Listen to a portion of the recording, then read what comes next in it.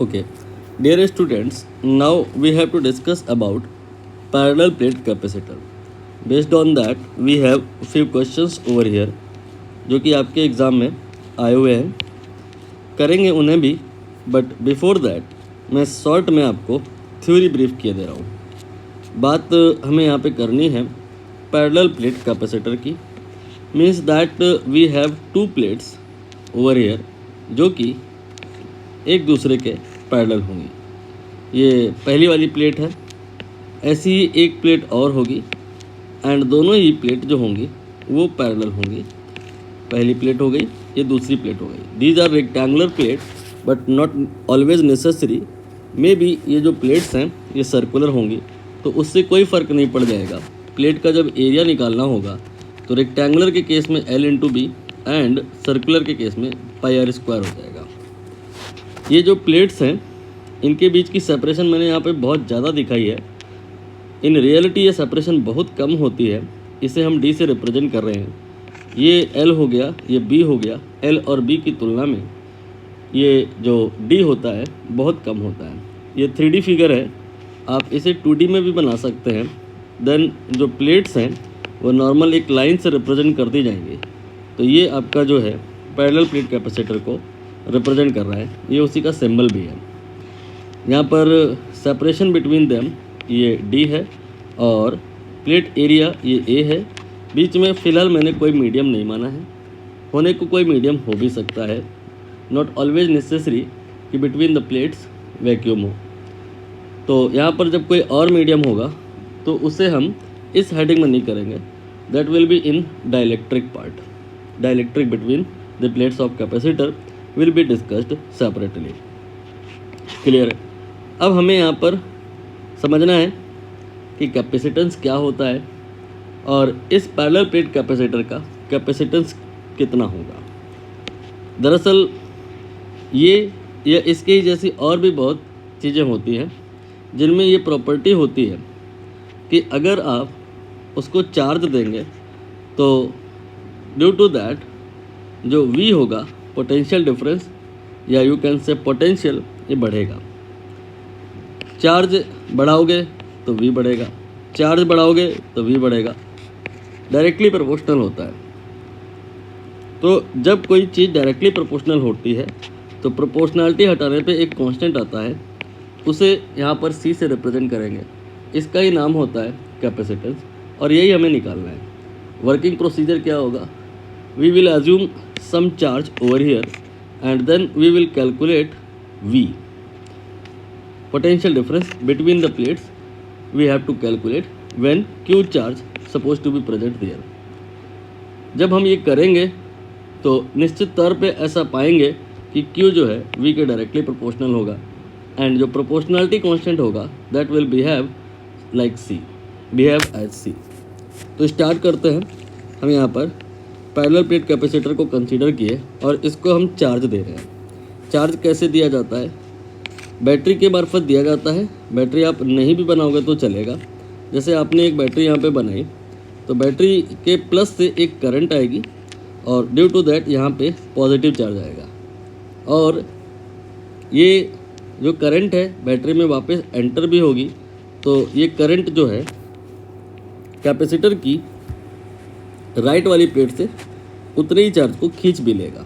तो यहाँ पर आपको समझ में आ गया कि चार्ज जो कैपेसिटर की प्लेट में होगा वो किस प्रकार से होगा। एक में जितना प्लस में होगा दूसरे में उतना ही माइनस में होगा। ठीक है, हमने अभी आपको क्या बताया? मोटिव होगा हमारा क्या कि because of the charge on the capacitor जो पोटेंशियल डिफरेंस होगा across the plates of the capacitor we will calculate that. जब ये करेंगे तो पाएंगे कि पक्के तौर पे Q directly proportional to V है वो या होगा and proportionality constant will behave as capacitance. तो अब हमारा जो फोकस होगा it will be for calculation of V across the plates of capacitor. V को निकालने के लिए हम प्लेट्स के बीच में कोई पॉइंट P कंसीडर करेंगे और यहाँ पे इलेक्ट्रिक फील्ड निकालेंगे। इलेक्ट्रिक फील्ड जो होता है वो यहाँ पर इसकी वजह से भी होता है और इसकी वजह से भी होता है। प्लस की वजह से इलेक्ट्रिक फील्ड रिपल करता हुआ होगा लाइक दिस माइनस की वजह से अट्रैक्ट करता हुआ फील्ड होगा लाइक दिस। ये दोनों कैंसिल नहीं करेंगे, ये दोनों जुड़ जाएंगे। दोनों की वजह से जो फील्ड होगा उसका वैल्यू सेम होगा, मैग्नीट्यूड वाइज, डायरेक्शन वाइज भी सेम होगा। तो टोटल मिला करके सिग्मा बाई एप्सिलॉन नॉट आ जाएगा। अब बात आ रही होगी कि ये सिग्मा क्या है। जब आप ये क्यू चार्ज दोगे तो यहाँ पर ये क्यू चार्ज इस पूरे एरिया में डिस्ट्रीब्यूट हो जाएगा। तो जो चार्ज है Q divide by area, you can say LB in case of rectangular plate and pi r square in case of circular plate will be the value of sigma. You can put this value over here. So Q divided by epsilon naught A, it will be the value of electric field between the plates of the capacitor. With the help of this electric field, we will calculate potential difference. Potential difference और electric field में क्या relation होता है? जब हम एक जगह से दूसरी तक जाते हैं तो इलेक्ट्रिक फील्ड की डायरेक्शन में पोटेंशियल कम होता चला जाता है। तो पोटेंशियल के कम होने का जो रेट होता है या पोटेंशियल का यू कैन से जो ग्रेडियंट होता है वही क्या होता है, इलेक्ट्रिक फील्ड होता है। फॉर एग्जांपल अगर हम यहाँ पर पोटेंशियल देख रहे हैं कि 10 है और यहाँ पर पोटेंशियल देख रहे हैं कि मान लो आपका 4 है, तो 10 - 4 6 वोल्ट के बराबर का पोटेंशियल कम हुआ है। ये जो पोटेंशियल में कमी है ये पोटेंशियल ग्रेडियंट नहीं है, पोटेंशियल ग्रेडियंट होता है ये 6 वोल्ट का जो पोटेंशियल में चेंज आया है पर यूनिट लेंथ कितना चेंज आया है, इसके लिए हमें देखनी पड़ेगी ये डिस्टेंस कितनी है। सपोज़ करिए ये डिस्टेंस अगर 2 मीटर है तो 6 वोल्ट की जो कमी आई है पोटेंशियल में वो 2 मीटर चलने पर आई है, तो यूनिट लेंथ पर it will be 3 volt. 3 volt पर metre will be the value of potential gradient also called electric field. In general अगर हम बात करें तो अगर पोटेंशियल में जो ड्रॉप आया है वो V के बराबर है और डिस्टेंस अगर D के बराबर है then V by D it will be the value of electric field. From here we can calculate Q, it will be epsilon naught A divide by D multiplied by V। Have you realise something कि यहाँ पे Q V के directly proportional है। जो अगर है तो proportionality constant कितना है निकाल लीजिए आप उसे।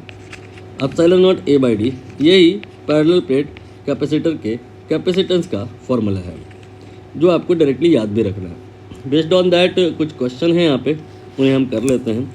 जैसे कि ये वाला क्वेश्चन है, यहाँ पे पैरेलल प्लेट कैपेसिटर की बात कर रहे हैं और रेक्टेंगुलर प्लेट्स हैं जिनकी लंबाई और चौड़ाई इन्होंने बताई है। With the help of that you can calculate area. ये आपका 3/1 हो जाएगा।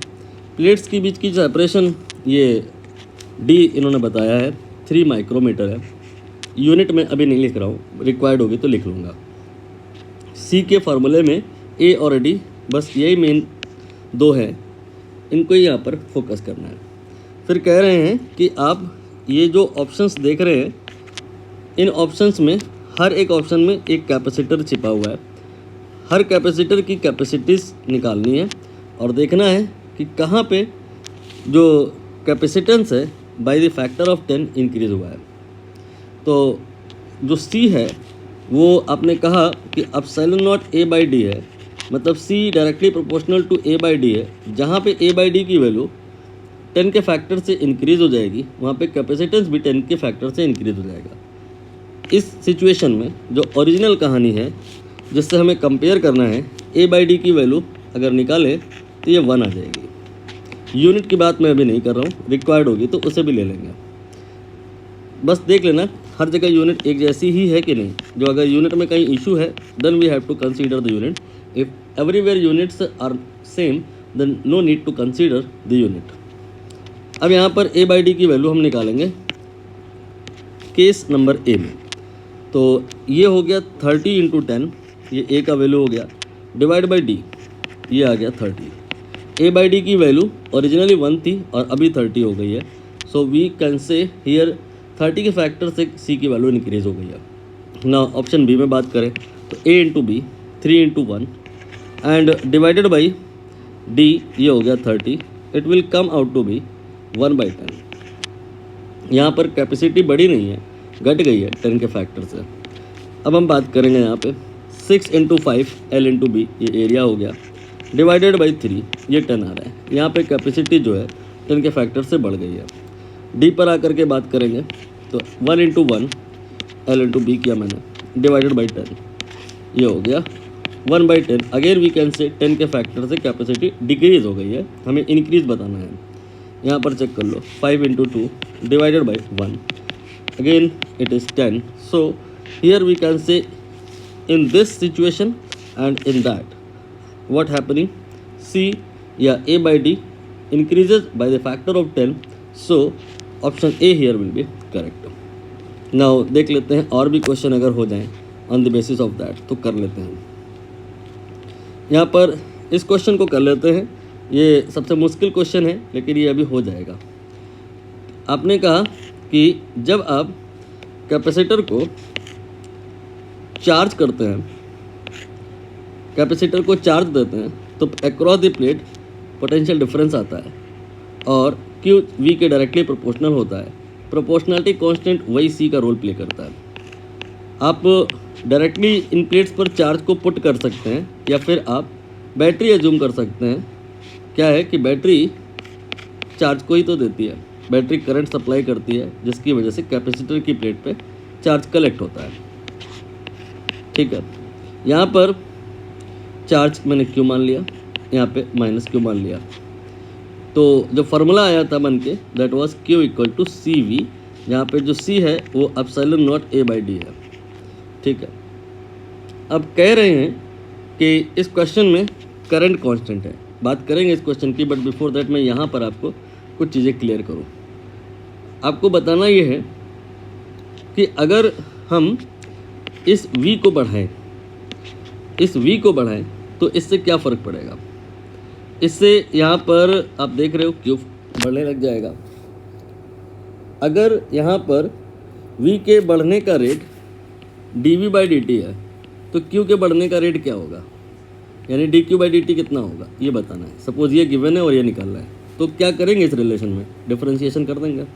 dq/dt C चूँकि कांस्टेंट है, C आपने नोटिस किया A और D पे डिपेंड करता है। बैटरी का EMF चेंज करोगे तो उससे करंट चेंज होगी, V चेंज होगा, Q चेंज होगा, बट C जो A और D पे डिपेंड करता है will not change. So in this relation Q की जगह dq/dt हो जाएगा, C कांस्टेंट है देन dv/dt हो जाएगा। dq/dt को कहा जाता है I, ये है करंट, ये हो गया C dv/dt। अब अगर आपको I की वैल्यू गिवन हो और dv/dt की वैल्यू गिवन हो तो आप C निकाल सकते हो, राइट। I हो सकता है कांस्टेंट हो और हो सकता है ना हो। अगर I की वैल्यू कांस्टेंट नहीं है तो dv/dt ये भी कांस्टेंट नहीं होगा। What ever be the situation for a given capacitor this formula is valid for all time, even for this question.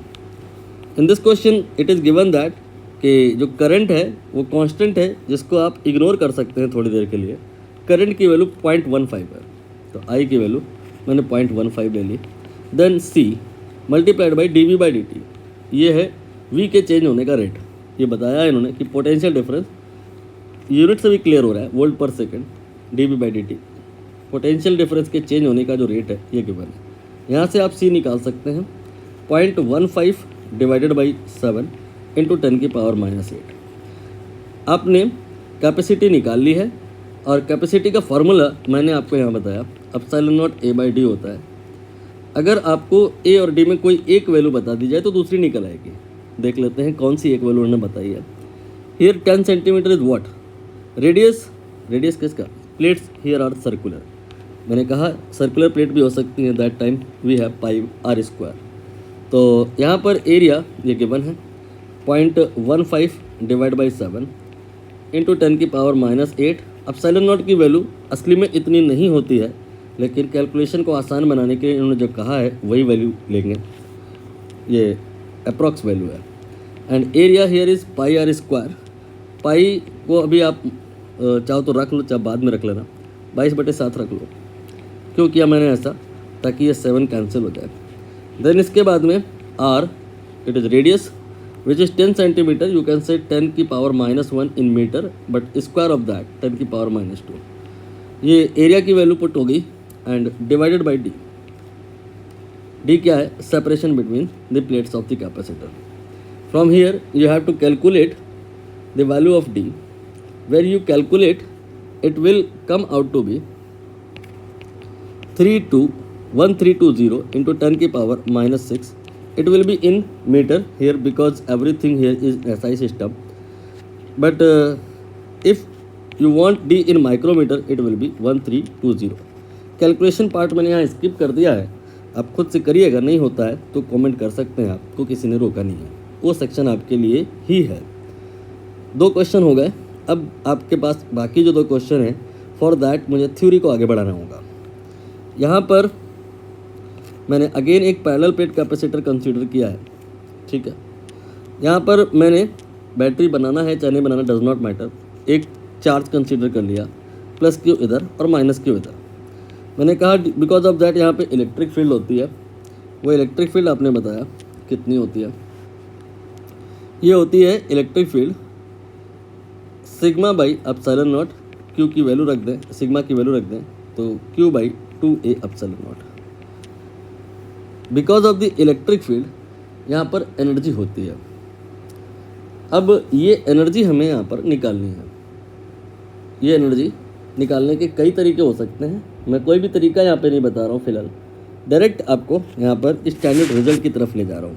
मैं हिंट ज़रूर आपको थोड़ा सा कर सकता हूँ, चलिए पूरा ड्राइव करके दिखा देता हूँ। 2 तरीके होते हैं, एक तरीका तो ये है कि आप यहाँ पे इस प्लेट की वजह से यहाँ पे फील्ड निकालें, that will be sigma by 2 epsilon not, and because of this field इस पर लगने वाले फोर्स को निकालें।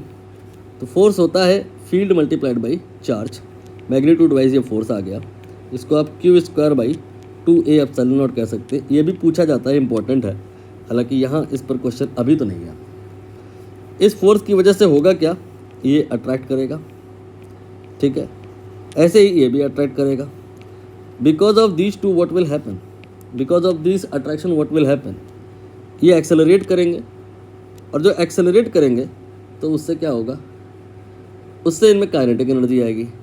आखिरी में जाके माना जा सकता है कि ये टकराएंगे, दैट टाइम इनमें भयंकर काइनेटिक एनर्जी होगी। तो प्रश्न ये उठेगा कि काइनेटिक एनर्जी आई कहाँ से। ये काइनेटिक एनर्जी माना जा सकता है इसलिए आई कि पहले जब ये प्लेट्स सेपरेटेड थी, दैट टाइम इनमें पोटेंशियल एनर्जी थी।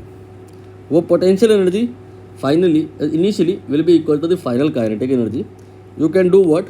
Multiply this force with D, force into displacement. Now it is work, and work here will be equal to kinetic energy, and kinetic energy here will be equal to initial potential energy. ठीक है, अब यहाँ पर जो ये U का value आया है Q square by 2a epsilon not into D, ये गलत नहीं है, लेकिन ये इसकी जो शक्ल है ऐसी नहीं है कि इसे याद किया जा सके, तो हम इसमें कुछ सुधार करेंगे ताकि इसे याद किया जा सके। वो कैसे, हम यहाँ पर कैपेसिटेंस का फॉर्मूला जानते हैं, epsilon naught a by D, ठीक है, उसकी हेल्प लेंगे, और कहीं पे अगर आपको epsilon naught a by D दिख रहा है तो उसकी जगह पे c लिख देंगे। यहाँ पे क्या epsilon naught a by D कहीं दिख रहा है? आपको नहीं दिख रहा है तो इस d को यहाँ से हटाइए और यहाँ पे लिख दीजिए। अब ये आपको ये दिख रहा है तो u का वैल्यू आ गया Q square divide by 2c। ये आपकी है यहाँ पर potential energy between the plates, जो अल्टीमेटली कन्वर्ट हो जाएगी काइनेटिक एनर्जी में if plates are allowed to approach.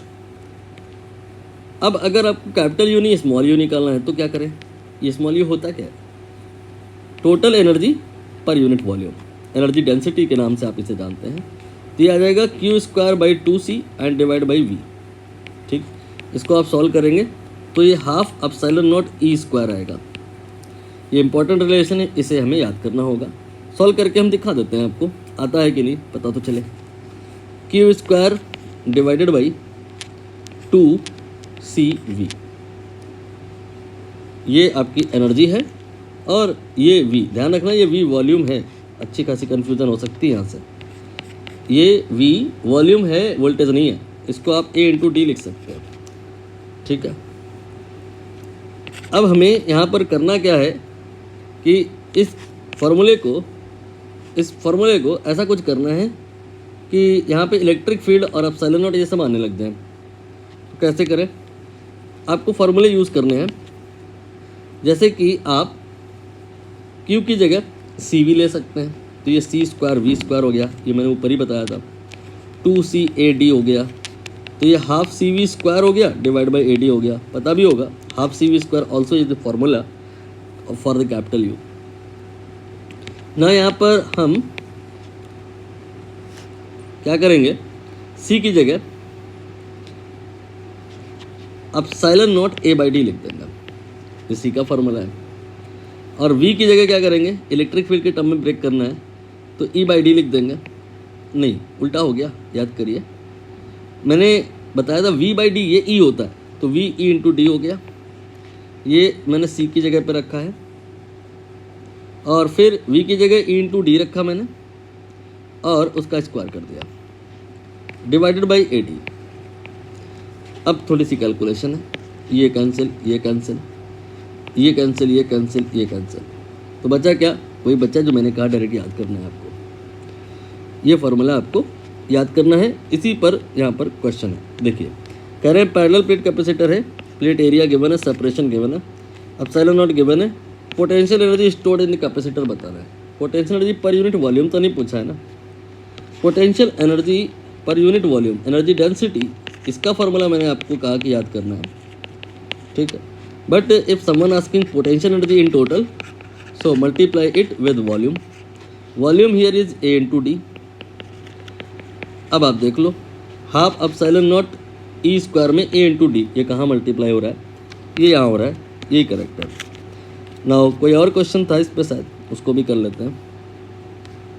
We have one more question over here कि कह रहे हैं ये कैपेसिटर है, कैपेसिटी गिवन है, पोटेंशियल डिफरेंस ये भी गिवन है, डिस्टेंस बिटवीन द प्लेट ये भी गिवन है, एनर्जी डेंसिटी बताना है। तो ये कैसे किया जा सकता है, यहाँ पे potential difference between the plates ये गिवन है 20 वोल्ट, मतलब इसे आप 20 वोल्ट मान सकते हो, इसे 0 वोल्ट मान सकते हो। एंड प्लेट की जो सेपरेशन है ये भी गिवन है, ये 1 माइक्रोमीटर है। क्या ये इन्फॉर्मेशन इलेक्ट्रिक फील्ड निकालने के लिए सफिशिएंट है? अभी आपको तो मैंने बताया ना, इलेक्ट्रिक फील्ड क्या होता है, पोटेंशियल ग्रेडियंट। 20 वोल्ट का पोटेंशियल ड्रॉप हुआ है 1 माइक्रोमीटर में, तो 20 वोल्ट पर micrometre here is the value of electric field. और हमें निकालना क्या है, हमें निकालना है एनर्जी डेंसिटी। इसका फार्मूला आपको मैंने अभी याद कराया, epsilon naught E square. Epsilon naught की वैल्यू तो आपको डायरेक्ट याद होती है 8.85 या लगभग में कहे तो 9 इंटू 10 की power -12। Then V here is 20, but unit का इशू है, micrometre, this is not SI system. So 21 micrometre को 10 की पावर -6 कर दो, तो ये 20 इंटू 10 की पावर 6 हो गया।